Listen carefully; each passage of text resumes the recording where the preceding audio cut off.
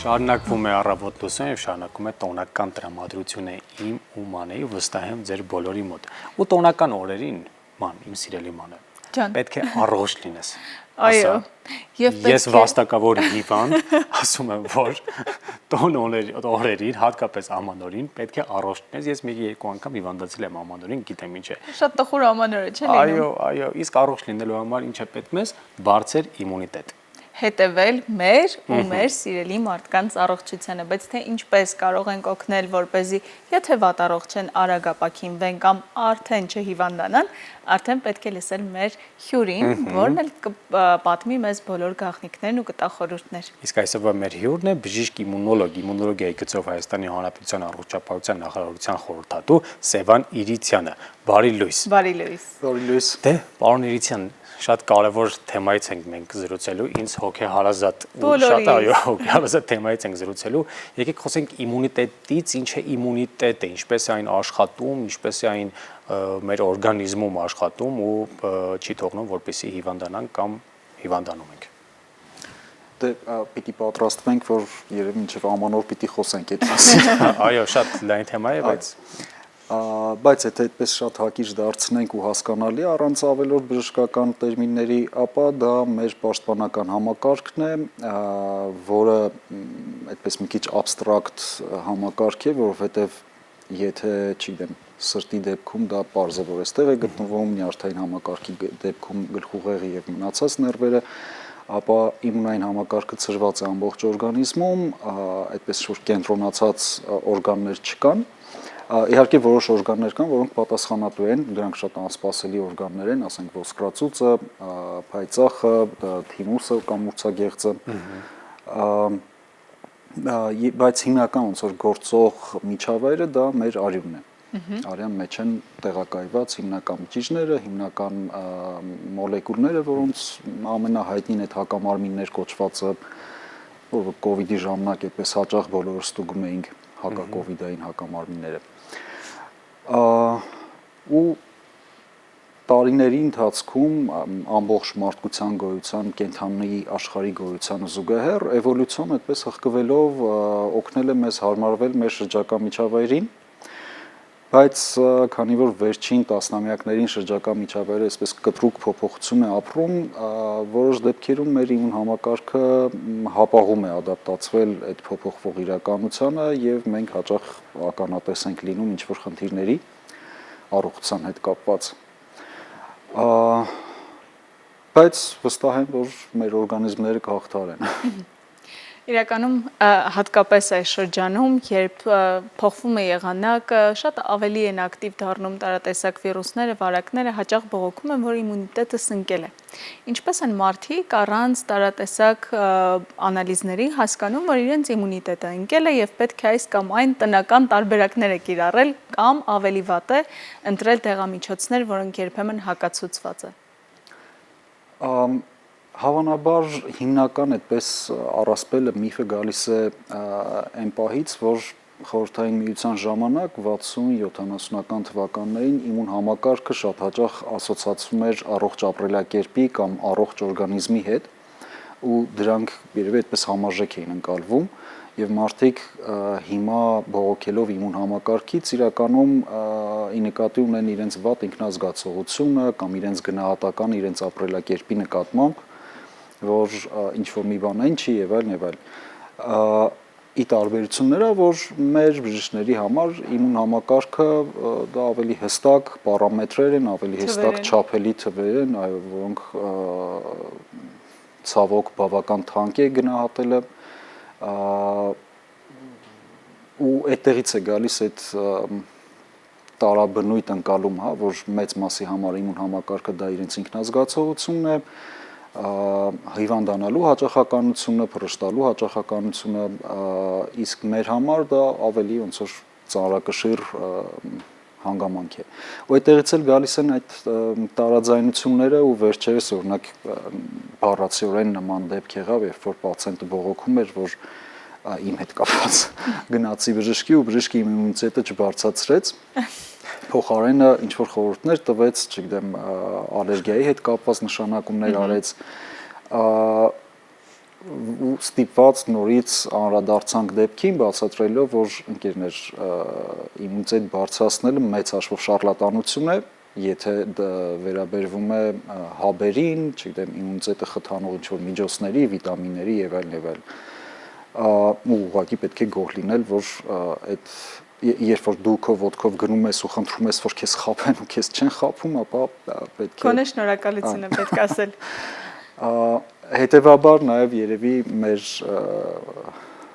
հեռուստադիտողներին էլ նույնը խորհուրդ տանք, որ իմունիտետից բողոքելուց դիմել մասնագետի, բողոքել են պարագայում, երբ որ կլինեն հստակ ցուցանիշներ, որոնք կանհանգստացնեն, հակառակ դեպքում ուղղակի նկատի ունենալ առողջ ապրելակերպի մասին ու հատկապես այս տոնական օրերի հետ կապված փորձել մի փոքր ավելի զուսպ դիմավորել, հետևել առողջ սննդակարգին, չթունավորվել, չարաշահել ոգելիցը, քնի ռեժիմին հետևել, ինչի՞ չէ հագուստի ու մնացած պարագաների, այսինքն չմրսել եւ այլն, որոնք վնասող գործոններ են եւ իջեցնում են իմուն համակարգի գործունեության արդյունավետությունը։ Այս ամենը ինչ որ ասում եք, շատ ճիշտ եք ասում, շատ գեղեցիկ է։ Ես ասում ենք խոսում ենք եթերից առաջ, որ ես տարին գրեթե 3-ից 4 անգամ հիվանդանում եմ ու այս ձեր ասածները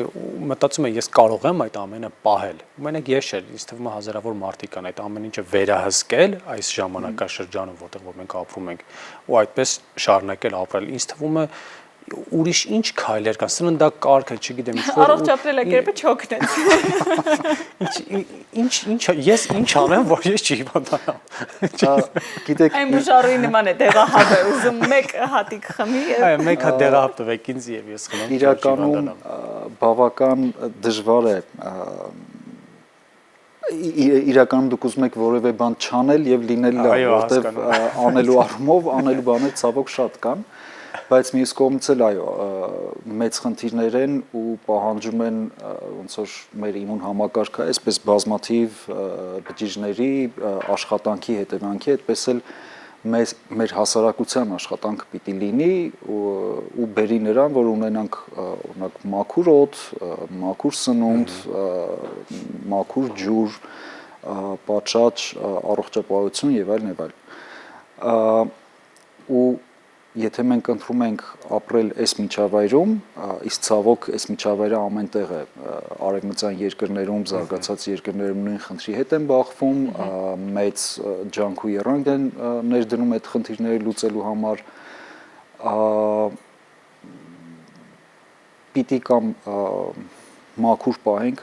պատշաճ կերպով պահենք շրջակա միջավայրը կամ համակերպենք, որ մեր իմուն համակարգը մի փոքր հապաղելու է եւ ցավոք, այդպես ոնց որ ցինիզմով չհնչի, բայց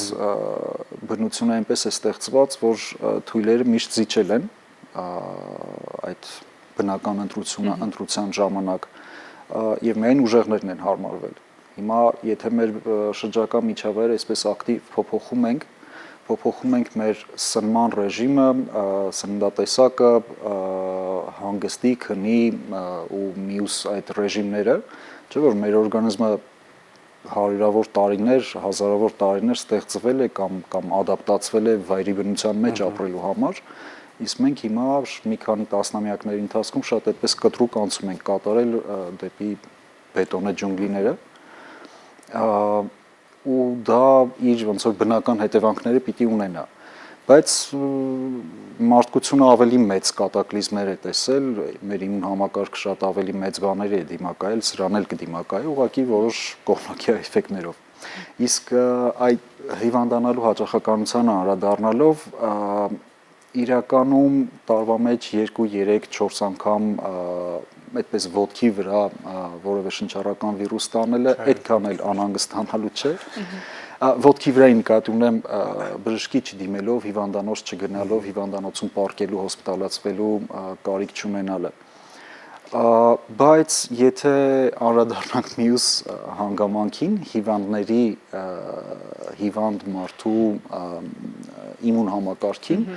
ապա այո, կան բարեբախտաբար հազվադեպ հիվանդություններ, որոնք որ ամեն դեպքում անհանգստանալու տեղիք տալիս են,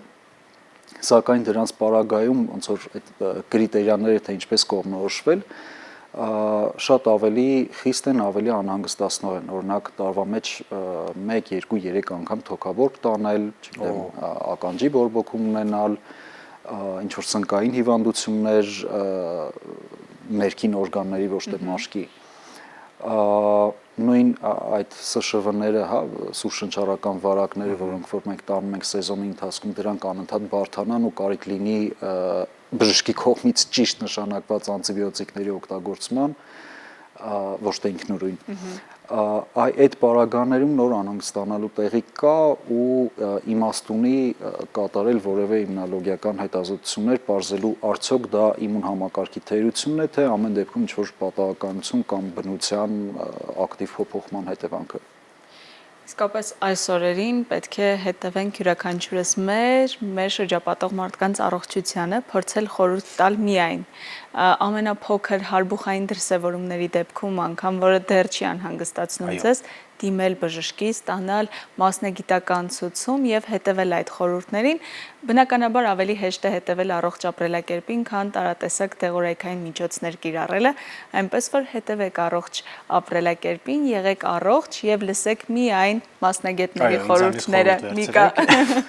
Միկան խորհուրդ է տալիս լսել մասնագետներին։ Շնորհակալ ենք անչափ, որ հատկապես այս տոնական օրերին առավոտը սկսեցիք մեզ հետ կարևոր խորհուրդներով։ Ձեզ շնորհակալություն։ Շնորհակալ ենք։ Իսկ մենք շարժվենք առաջ։ Ես ուզում ասի, դու ասացիր։